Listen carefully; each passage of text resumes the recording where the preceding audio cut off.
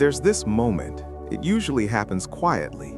Maybe you're scrolling through someone's feed and they're doing something amazing. Maybe you're sitting in a crowd and you suddenly feel how small you are. Maybe you're lying in bed at night and the thought just arrives. I'm not special. And it's not said with drama, it's just a realization, like noticing the sky is blue. A fact, simple, maybe a little sad, maybe a little liberating, maybe both. You're one person on one planet, in one solar system, in one galaxy among billions. There are 8 billion people on Earth right now. 8 billion! And most of them are living lives pretty similar to yours.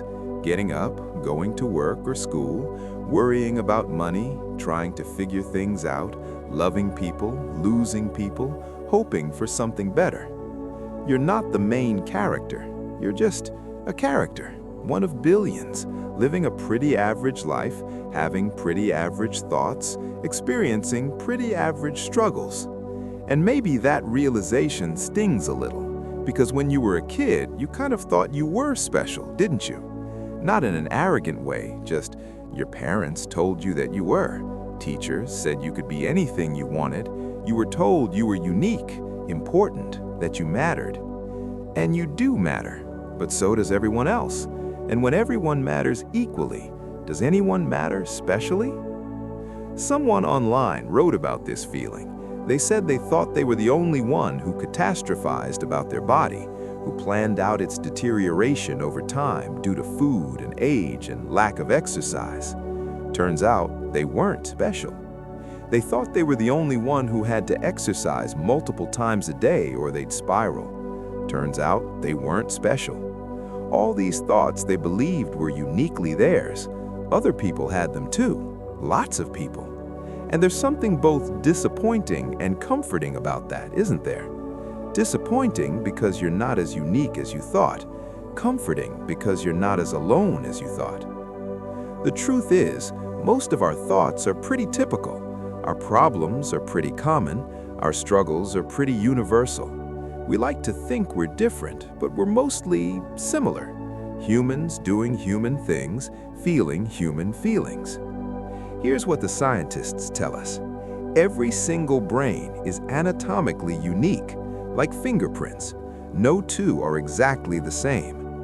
Researchers at the University of Zurich studied nearly 200 people's brains using RMI scans. They looked at over 450 different brain features, things like total volume, thickness of the cortex, amounts of gray and white matter. And they found that every single person had a unique combination of brain characteristics. The identification accuracy was over 90%. Just from brain anatomy, they could tell who was who. Your brain is shaped by a combination of genetics and life experience. Professional musicians have particular characteristics in the brain regions they use most for music. Golfers have unique patterns related to their sport. Even if you keep your right arm immobilized for 2 weeks, the thickness of your brain's cortex in the area controlling that arm will reduce. Your brain is constantly being shaped by what you do, what you experience, what you practice. It's not fixed, it's not generic, it's yours, unique to you. And yet, your brain also works basically the same way as everyone else's. The structures are the same, the processes are the same. You're running the same software, just with slightly different settings. So which is it? Are you unique or are you ordinary? The answer is yes, both. Always both. You're biologically, neurologically, and anatomically unique. Your exact combination of brain features, shaped by your exact combination of genetics and experiences, has never existed before and will never exist again. And you're also pretty much the same as everyone else. Your struggles aren't unique. Your fears aren't unique. Your hopes and dreams and disappointments, pretty standard human stuff. One person put it well, I realized I'm not special, and it's actually a good thing. Because when you're trying to be special, when you believe you have to be extraordinary, you put this enormous pressure on yourself. You have to make a huge difference in the world. You have to be successful. You have to show everyone how special you are. But when you accept that you're not special, that you're just ordinary, you can relax. You can live your life in a way that makes sense to you. And if that means living what most people would call an ordinary life, so be it. There's nothing wrong with ordinary. We've been taught, especially those of us born from 1980 onward, that we're extraordinary, that we can achieve anything we set our minds to. But what that really creates is the belief that in order to be worthy, we need to be extraordinary. Being ordinary means we're not deserving of attention, and attention means belonging, means love. So we perform. We post on social media to prove we're interesting. We cultivate personal brands. We try to stand out. We're terrified of being ordinary because ordinary feels like failing. But here's what we've misunderstood. Extraordinary is what everyone is just by being a person, because there's nothing really ordinary about anyone. Think about it. You are a collection of approximately 37 trillion cells working in perfect coordination to keep you alive. Your brain contains about 86 billion neurons, each one making thousands of connections to other neurons. That's hundreds of trillions of connections, hundreds of trillions of synapses, creating your thoughts, your memories, your sense of self. The neural connections in your brain are completely unique to you. Even identical twins have different brain wiring, because every experience you have, every thought you think, every skill you practice, it all shapes those connections. Your connectome, the map of all those neural pathways, is as unique as your fingerprint. Scientists studying genetically identical mice found something fascinating. They raised them in the same enriched environment, same genetics, same environment, and yet the mice developed different behaviors. Some explored more, some stuck to familiar areas. Why? Because even with identical genes and identical environments, random chance during brain development created differences. Experience-dependent plasticity, that's the fancy term. Your brain is constantly changing based on what you do, what you experience, what you practice. It's not fixed, it's not generic, it's yours, unique to you. And yet, your brain also works basically the same way as everyone else's. The structures are the same, the processes are the same. You're running the same software, just with slightly different settings. So which is it? Are you unique or are you ordinary? The answer is yes, both, always both. You're biologically, neurologically, and anatomically unique. Your exact combination of brain features, shaped by your exact combination of genetics and experiences, has never existed before and will never exist again. And you're also pretty much the same as everyone else. Your struggles aren't unique. Your fears aren't unique. Your hopes and dreams and disappointments, pretty standard human stuff. One person put it well. I realized I'm not special, and it's actually a good thing. Because when you're trying to be special, when you believe you have to be extraordinary, you put this enormous pressure on yourself. You have to make a huge difference in the world. You have to be successful. You have to show everyone how special you are. But when you accept that you're not special, that you're just ordinary, you can relax. You can live your life in a way that makes sense to you. And if that means living what most people would call an ordinary life, so be it. There's nothing wrong with ordinary. We've been taught, especially those of us born from 1980 onward, that we're extraordinary, that we can achieve anything we set our minds to. But what that really creates is the belief that in order to be worthy, we need to be extraordinary. Being ordinary means we're not deserving of attention, and attention means belonging, means love. So we perform. We post on social media to prove we're interesting. We cultivate personal brands. We try to stand out. We're terrified of being ordinary because ordinary feels like failing. But here's what we've misunderstood. Extraordinary is what everyone is just by being a person, because there's nothing really ordinary about anyone. Think about it. You are a collection of approximately 37 trillion cells working in perfect coordination to keep you alive. Your brain contains about 86 billion neurons, each one making thousands of connections to other neurons. That's hundreds of trillions of synapses, creating your thoughts, your memories, your sense of self. The neural connections in your brain are completely unique to you. Even identical twins have different brain wiring, because every experience you have, every thought you think, every skill you practice, it all shapes those connections. Your connectome, the map of all those neural pathways, is as unique as your fingerprint. Scientists studying genetically identical mice found something fascinating. They raised them in the same enriched environment, same genetics, same environment, and yet the mice developed different behaviors. Some explored more, some stuck to familiar areas. Why? Because even with identical genes and identical environments, random chance during brain development created differences. Experience-dependent plasticity. That's the fancy term. Your brain is constantly changing based on what you do, and because your experiences are unique, even if they're similar to others' experiences, they're still uniquely yours, your brain becomes unique. So in the most literal sense, neurologically, you are unique. Your brain has never existed before. The pattern of connections that creates your consciousness, your personality, your way of experiencing the world, that's one of a kind. But you're also hilariously similar to everyone else. You worry about whether people like you. So does everyone. You lie awake at night thinking about embarrassing things you said. So does everyone. You compare yourself to others and feel like you're not measuring up. So does everyone. You have thoughts you think are weird or odd or too specific to voice. And then someone mentions that exact thought and you realize, oh, other people think this too. You're not alone in your own head. Your weird thoughts are actually pretty common. Someone described posting something creative online and hoping for engagement, and then nothing, and wondering, is it because I'm not special? Do I have no value to add?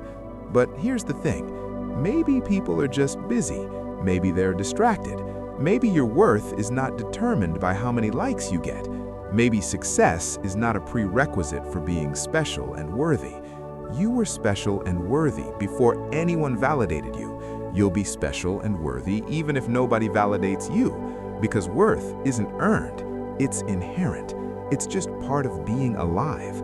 The trap is thinking you have to prove it, that you have to be extraordinary to deserve attention, love, belonging. But you don't. You're valuable just existing, ordinary and valuable, average and worthy, one of 8 billion and still mattering. There's a quote I love. I am never as important nor as unimportant as I think I am. When you're feeling grandiose, like you're special and everything you do matters enormously, you're probably overestimating. When you're feeling worthless, like nothing you do matters and you're completely insignificant, you're probably underestimating. The truth is somewhere in the middle. You matter, not more than others, but not less either. You matter the way everyone matters, which is both a lot and a little, depending on the scale you're measuring. To yourself, you matter enormously. You're the only perspective you'll ever have. To your loved ones, you matter immensely. Your presence or absence changes their entire experience of the world. To your community, your work, the people whose lives intersect with yours, you make a difference. Small, maybe, but real. To the universe, you're insignificant. A blip, a brief arrangement of matter that will dissolve back into the cosmos. The sun will eventually swallow the earth. The universe will expand until it dies, and nothing you did will have mattered on that scale. But here's the thing, that cosmic scale isn't the only scale. In fact, it might be the least relevant scale. You exist at the human scale, and at the human scale, small things matter. A kind word matters, showing up matters, being present in someone's life matters. You don't have to be special to matter. You just have to be human, and being human means you already matter. Not because you're unique, though you are, not because you're extraordinary, though in some ways you are, but because you exist, because you're part of this brief, strange, improbable phenomenon of consciousness and connection and care.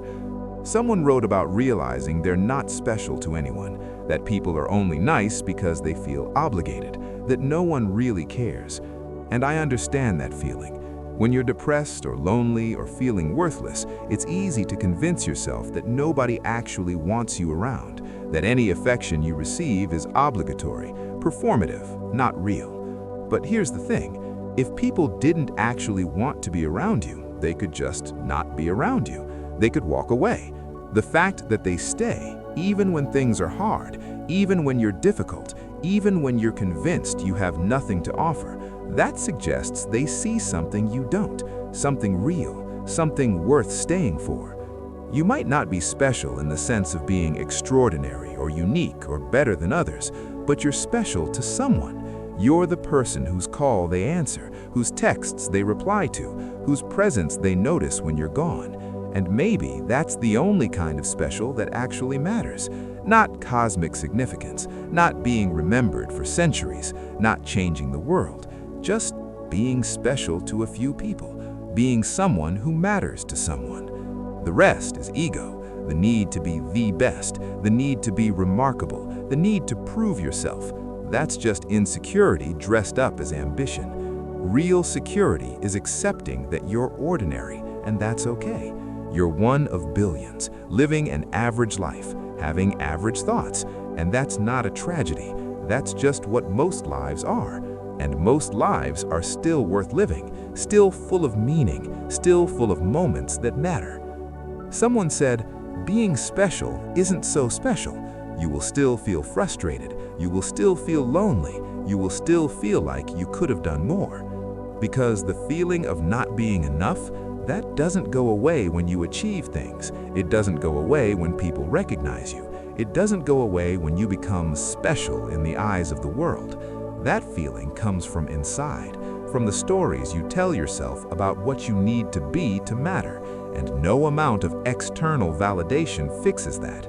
You can be rich and famous and successful and still feel empty, because the emptiness isn't about what you've achieved. It's about believing you need to achieve something to be worthy. You don't. You're worthy just being you, ordinary you, average you, the you that struggles with the same things everyone struggles with, the you that has the same fears everyone has, the you that's trying to figure it out just like everyone else. Neuroscience shows us that while your brain is unique, it's also fundamentally similar to every other brain. The structures are the same, the processes are the same. You're running on the same biological hardware as everyone else. And that's okay, that's good even. Because it means you're not alone. It means when you struggle, you're struggling with something human. When you fail, you're failing in a human way. When you feel inadequate, you're feeling something everyone feels. Your uniqueness doesn't come from being different in some grand, obvious way. It comes from the specific combination of ordinary elements that make you, you.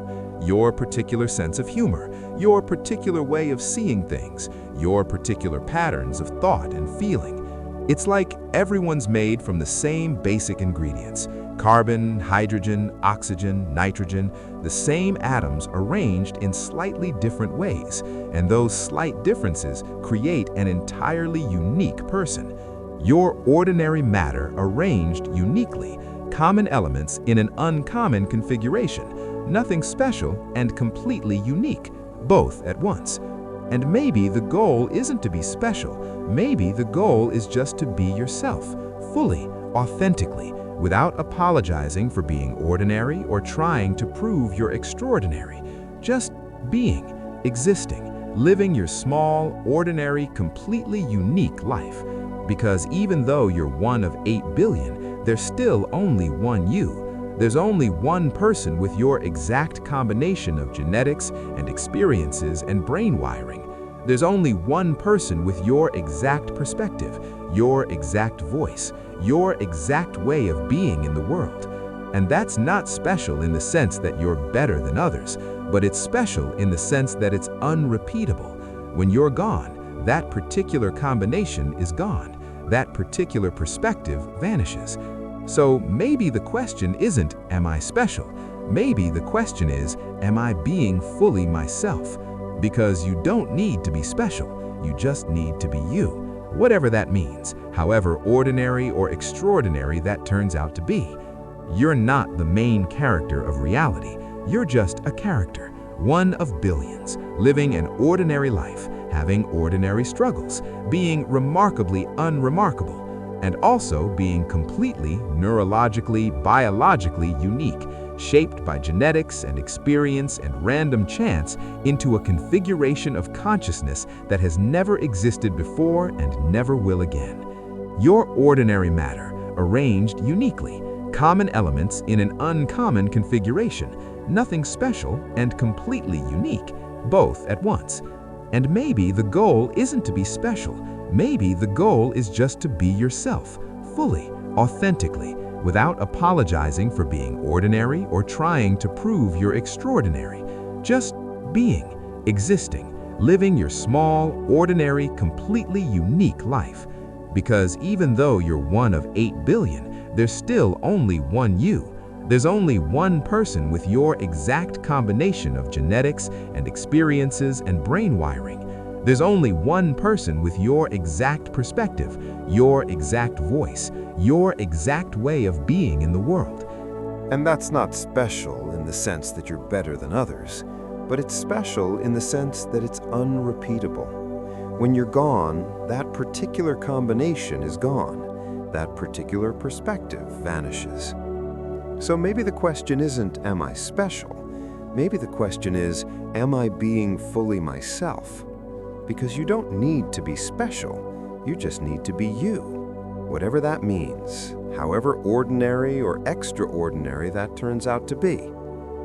You're not the main character of reality, you're just a character, one of billions, living an ordinary life, having ordinary struggles, being remarkably unremarkable, and also being completely neurologically, biologically unique, shaped by genetics and experience and random chance into a configuration of consciousness that has never existed before and never will again. You're ordinary, you're unique, you're insignificant, you're irreplaceable. You're forgettable, you're unforgettable to someone. You're all of it, the paradox of being human. Simultaneously ordinary and extraordinary, simultaneously insignificant and meaningful, simultaneously one of billions and one of a kind. And maybe accepting that paradox, really accepting it, is what finally lets you relax, lets you stop trying so hard to prove something, lets you just be. Not special, not ordinary, just you. Whatever that is, however that looks. You're here, you exist, you experience consciousness, you feel things, you think things, you matter to someone. You're unique in your biology and common in your humanity. And that's enough. That's always been enough. You just forgot for a while because someone told you that you needed to be special, needed to stand out, needed to be extraordinary. But you don't. You never did.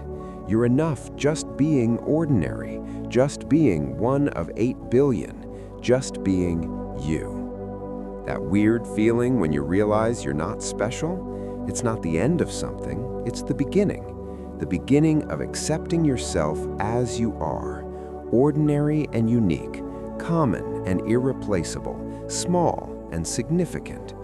You're not special, and also, kind of, you are, in the ways that actually matter, to the people who actually know you, in the moments that actually count. And maybe that's the only kind of special worth being. Not special to the world, just special to someone. Not extraordinary in your achievements, just extraordinary in your ordinariness, in your humanity, in your willingness to keep showing up, keep trying, keep being yourself, even when yourself isn't anything remarkable.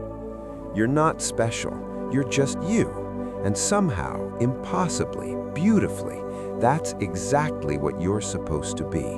Nothing more, nothing less. Just you. Ordinary, unique, human.